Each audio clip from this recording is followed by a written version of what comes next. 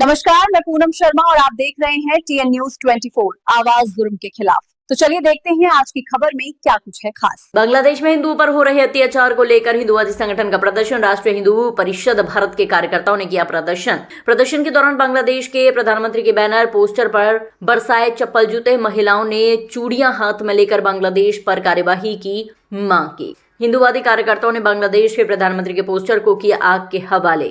मोदी सरकार से अंतर्राष्ट्रीय स्तर पर बांग्लादेश को ब्लैकलिस्ट करने की उठाई मांग।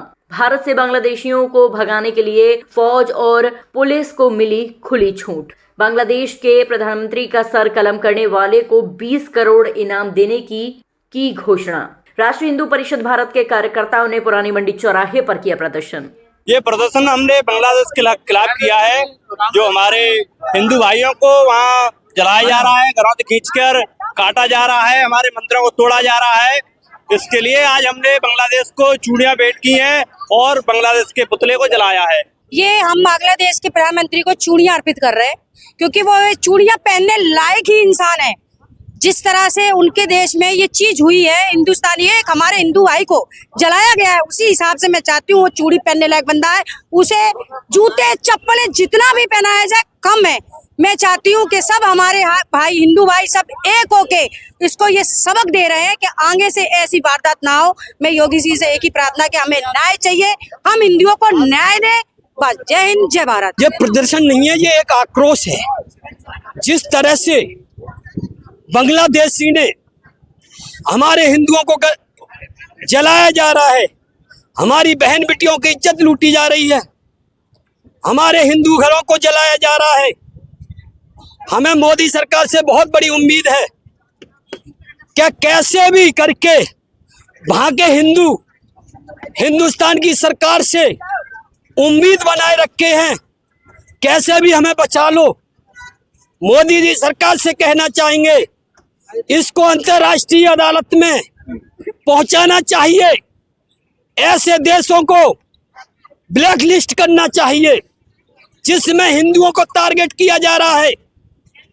जिस तरह से हमारे हिंदुओं की बहन बेटियों की इज्जत लूटी जा रही है और देश हिंदुस्तान में बांग्लादेशी बड़ा सुरक्षित रह रहा है, उनको हमारे कुछ देश के गद्दार मुसलमान उनको सह दे रहे हैं। अब इसको बर्दाश्त नहीं करेगा हिंदुस्तान, ना हिंदू समाज। अगर हिंदुस्तान में रहना होगा बांग्लादेशियों को, तो बांग्लादेश को मुंह तोड़ जवाब देना पड़ेगा। मैं सरकार से आह्वान करता हूं कि देश की जितनी आर्मी है, देश की पुलिस है, उनको 2 दिन के लिए सिर्फ इस काम में लगा देना चाहिए कि पूरे देश में कितने बांग्लादेशी हैं उनको चुन चुन के या तो बांग्लादेश भेजना चाहिए या उनको मारने का काम करना चाहिए।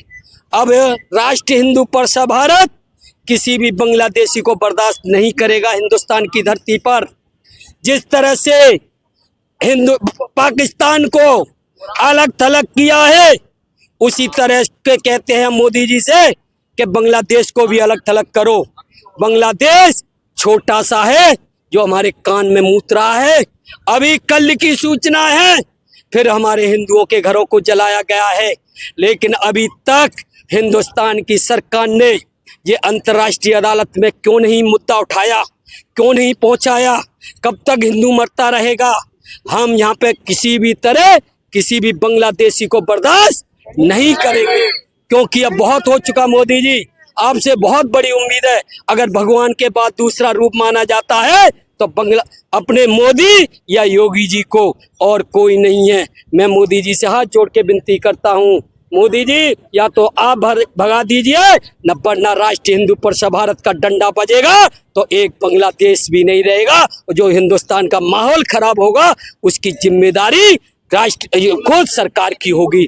और दूसरी बताता हूँ, जो भी वहां के सलाहकार बांग्लादेश के सिर को काट के लाएगा, उसको 20 करोड़ का इनाम राष्ट्रीय हिंदू परिषद भारत देगा। जिस तरह से हिंदुओं को मार रहे हैं, ये राष्ट्रीय हिंदू परिषद भारत किसी भी तरह अब बर्दाश्त के मूड में नहीं है।